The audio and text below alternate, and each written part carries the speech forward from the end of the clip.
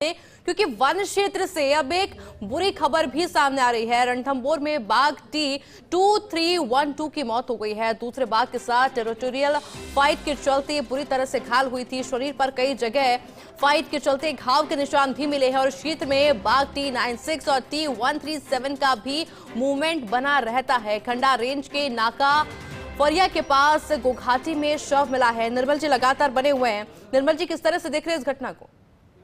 देखिए, निश्चित तौर पर एक गमगीन करने वाली घटना है, क्योंकि बिल्कुल युवा बाघ है और एक युवा बाघ की अगर मृत्यु होती है तो निश्चित तौर पर झटका लगता है। और झटका इस दौर में भी क्योंकि इस समय जितने भी वन्यजीव प्रेमी है, जो बाघ प्रेमी हैं, जो रणथंभौर को जिसे प्यार करते हैं, जो बाघों से प्यार करते हैं, उनको एक बात का इंतजार था कि 1 अक्टूबर को अब चूंकि पार्क खुलेंगे 3 महीने बाद, तो सबको उम्मीद थी कि जब वो पार्क खुलेंगे तो 23-12 के भी उनको दीदार होंगे। लेकिन अब 23-12 इस दुनिया में नहीं रहा।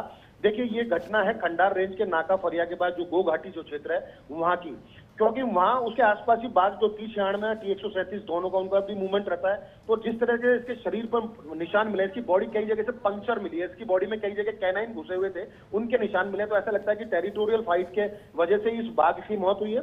जैसे ही ट्रैकर्स के जरिए इसकी सूचना मिली थी तो फील्ड डायरेक्टर अनूप केआर और रामानंद भाकर जो वहां के DCF में तमाम स्टाफ के साथ मौके पर पहुंचे, उनके साथ चिकित्सकों की टीम भी थी।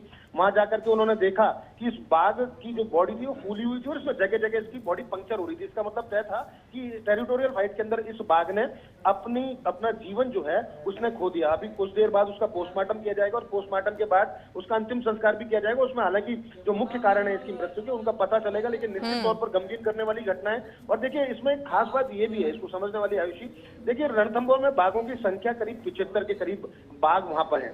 अब उन बाघों के लिए और 28-29 बाघ मेल हैं जो कि पैराफेरी क्षेत्र में घूम रहे हैं। टेरिटोरियल फाइट की उनमें हमेशा संभावना रहती है क्योंकि उनको अपनी जगह बनानी होती है। ऐसे में एक दूसरे बाघ जो ज्यादा मजबूत होता है वो जीत जाता है, क्योंकि जंगल का कानून है, जिसकी लाठी उसकी भैंस, जिसके पास ज्यादा ताकत होगी वो उस जंगल पर राज करेगा। तो वहां पर बाघों का संतुलन भी बहुत ज्यादा जरूरी है कि किस तरह से मेल बाघों का संतुलन हो, किस तरह से फीमेल जो बाघिन है उनका संतुलन हो। तो उसी रूप में इसको देखा जा रहा है।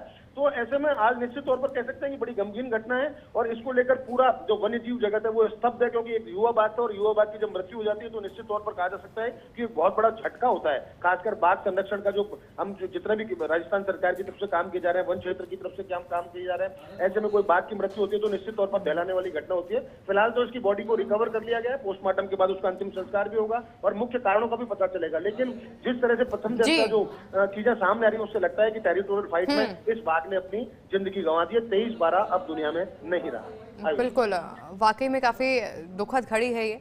बहुत बहुत शुक्रिया निर्मल जी आपका तमाम जानकारी के लिए।